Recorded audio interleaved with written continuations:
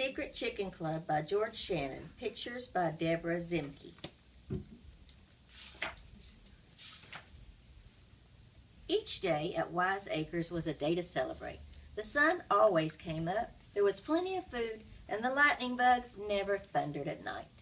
Debbie loved to dance. Some days she practiced ballet, other days she tapped. She devoted weekends to the Highland Fling.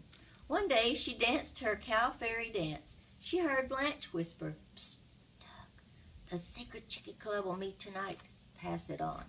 Debbie's heart jumped. She decided to start a secret cow club. Then her shoulders drooped. She was the only cow on the farm. She couldn't have a secret cow club with only one cow.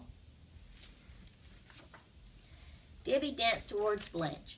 "Please," asked Debbie, "may I join your club?" "Heavens, no," said Blanche. "It's just for chickens." Debbie flapped her arms. "But I could act like one." "Maybe," said Blanche. "As club president, I can give you a test.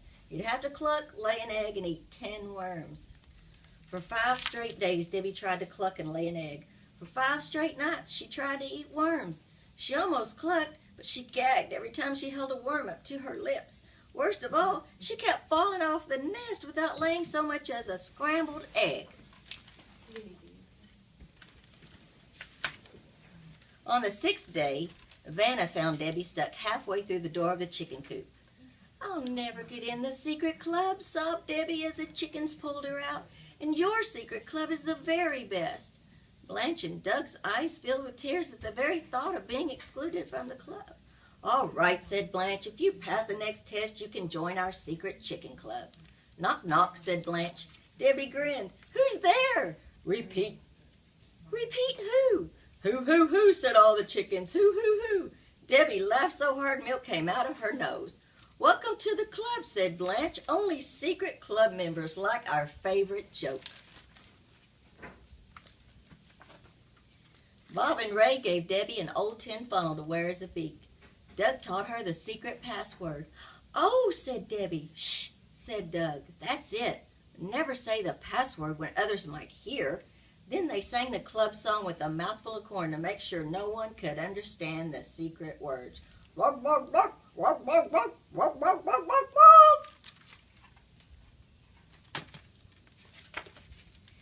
Debbie spun with joy. "Let's do the club dance." "The club what?" said Doug. Blanche gasped. "I never thought about a dance." "Then follow me," Debbie said, stepped out front. "I'm going to teach you the secret chicken coop. Make your feet the foundation.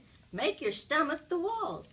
Arms shape the roof. Now pretend you're full of straw. Feel it in your hips as you cluck with luck.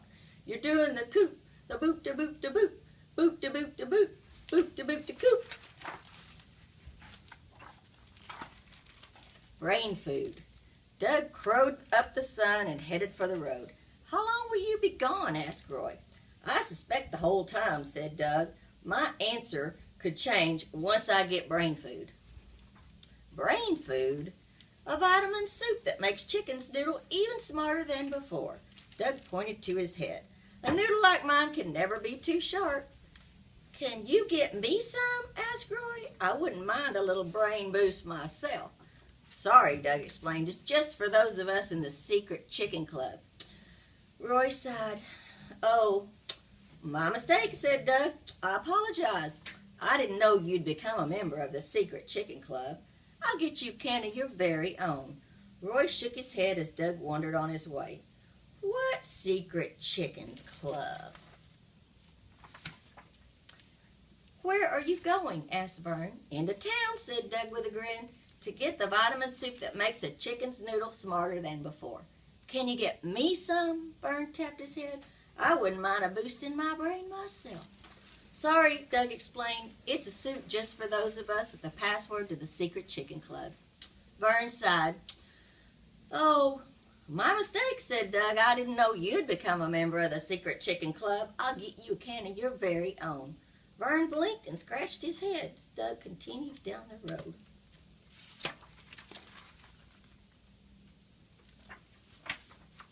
As Doug passed the pond, Pearl shook her tambourine. "Where are you going?" she called. "Into town," said Doug, "for vitamin soup I just heard about. It makes a chicken even smarter than before." Even smarter, said Ted. Will you get us some?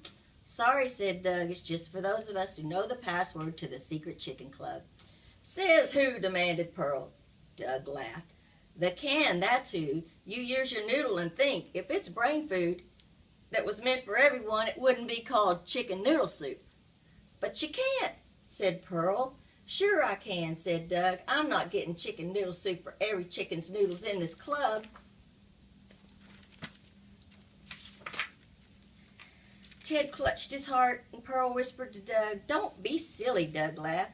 Debbie eats tapioca to help her tap dance. Of course it helps, said Pearl, but soup's a different thing. Use your noodle and think. Tomato soup is made with tomato. Bean soup is made with beans. Soups are made for what goes inside. Doug's legs began to shake. You mean? Pearl and Ted nodded. Chicken soup has chicken noodle. Chicken's brains inside.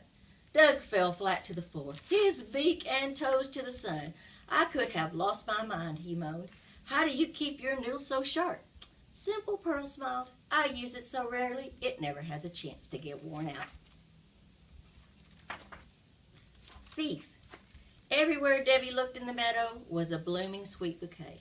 Divine, she announced. Perfect for rehearsing my recital for the secret chicken club. Debbie untied her tin beak and laid it down in the shadow on the ground. Wouldn't want this to get hot in the sun, she said. Dance like a breeze, she sang to herself, and she began to skip. Dance like the wind, she turned with a leap. She twirled and hopped. She crisscrossed, spun, and bowed. Debbie practiced over and over again. Ta-da, she said, gasping for breath. This recital will be my best. She turned to get her beak, but it wasn't in the shadow. It wasn't anywhere. Debbie needed help from Stella, ace detective, and she needed it now. Stella, cried Debbie as she ran to the barn. Help, Stella, help. Someone stole my beak. I left it in my shadow, and now it's gone. Ah, Stella quickly took charge and glared at Bob and Ray. Where were you two this afternoon? In the barn, said Bob. With you, said Ray. Stella turned to Janet. Where were you this afternoon? In the barn with you. Every answer was the same till it was Debbie's turn. In the meadow, Debbie said with a sniff. Rehearsing my recital for the secret chicken club. I see, Stella spoke in her softest voice. Did anyone see you? No. Aha, cried Stella. No witnesses, and you were the last one to see your beak. You're the thief. Everyone follow me to the scene of the crime. Stella led them east to the meadow as the sun began to set. My beak! Debbie ran as her shadow led the way. It's here! It was in my shadow where I left it all along. Aha! Stella bowed. The perfect mystery. No clues, no witnesses, and now no crime. Another case closed. Oh, gasped everyone. Debbie blinked with surprise. When did all of you learn the password to the secret chicken club? What club? Grumbled Janet. I get it, Debbie winked. You've got to keep the secret even when you're in the secret club. Now that the secret chicken club included everyone, Debbie danced her recital right there and then, while the whole farm sang the secret chicken club song. Glug, glug, glug, glug, glug, glug, glug, glug, glug, glug, glug, glug. With so much in common, life at Wise Acres wandered on with ease. Dancing, laughter, songs, and food, and the shared delight that they all had a birthday in the very same year.